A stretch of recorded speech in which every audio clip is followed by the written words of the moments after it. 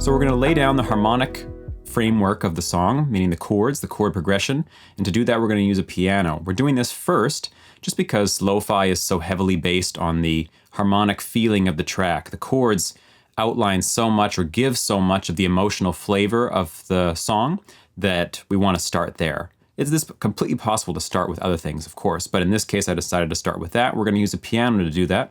So we're going to come into Presence. If you're using the template I've provided, you can just open this folder.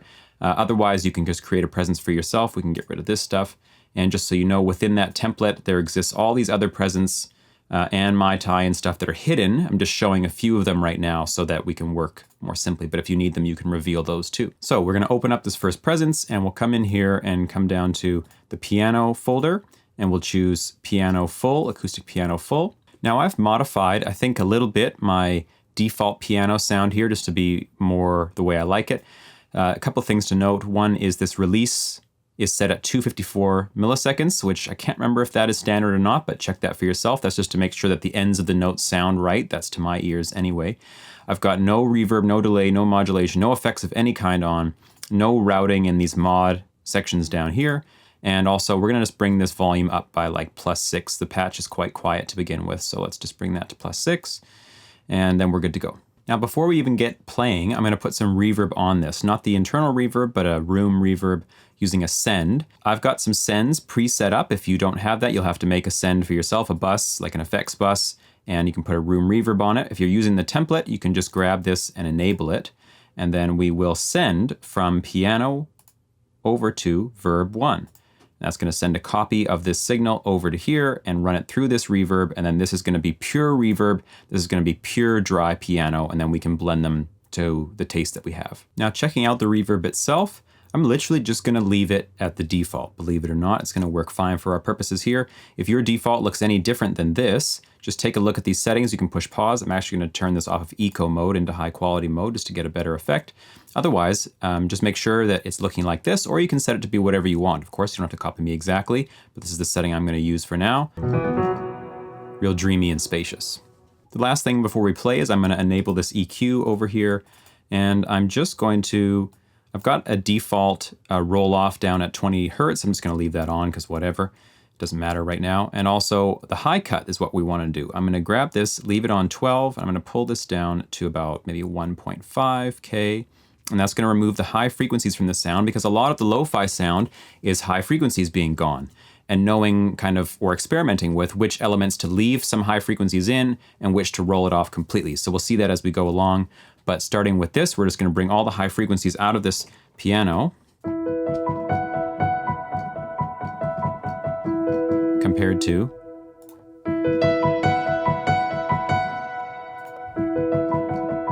right, makes it sound a little bit more distant, underwatery almost, you know, quite nice. On to the chords. So if you recall, we're in the key of E. So E has 7 naturally occurring triads in it, which you can see here.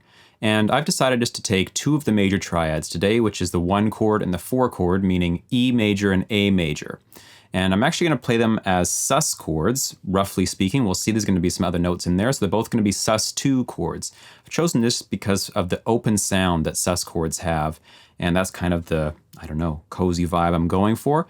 So I'm going to take an E chord, and I'm just going to take the 3rd and put it down to the 2nd degree instead, and we get our E sus2 chord. And we're going to play around with this sort of voicing, and then we're also going to play around with an A chord that has a similar sort of voicing as well. So we're going to start off with this E chord, and it gets arpeggiated in that way. So from the bottom up, then this comes down and climbs back up to the 3rd. So it's kind of like an E major add 9 chord.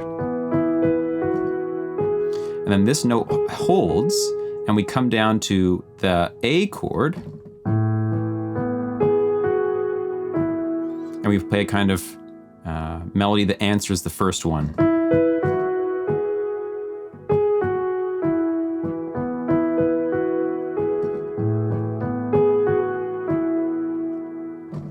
So I'm going to record that now using my physical piano here, and then I'm going to push pause, or you can push pause on the finished MIDI, and you'll be able to either go and draw it in yourself if you don't have a keyboard in front of you, or you can try your hand at playing it.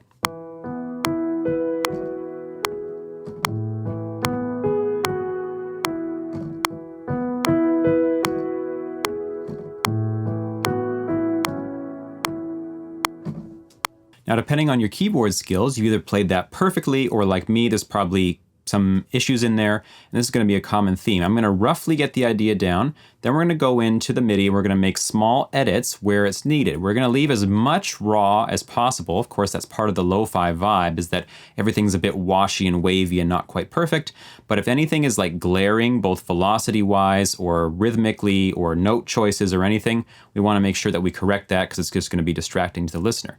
So we'll open this up, and I'm going to go through and make some edits here real quick, just to explain the edits I'm going to make. I'm going to move any notes that are particularly early or particularly late by hand closer on. I'm not going to quantize them, I'm just going to move them by hand. I'm going to check out the velocities down here, and just see if there's any glaring notes that are way too heavy or too soft, and just kind of push it around to my liking. When I get the end result, I'm going to freeze frame it for you, and then you can use that as your kind of template that you can copy from if you'd like to.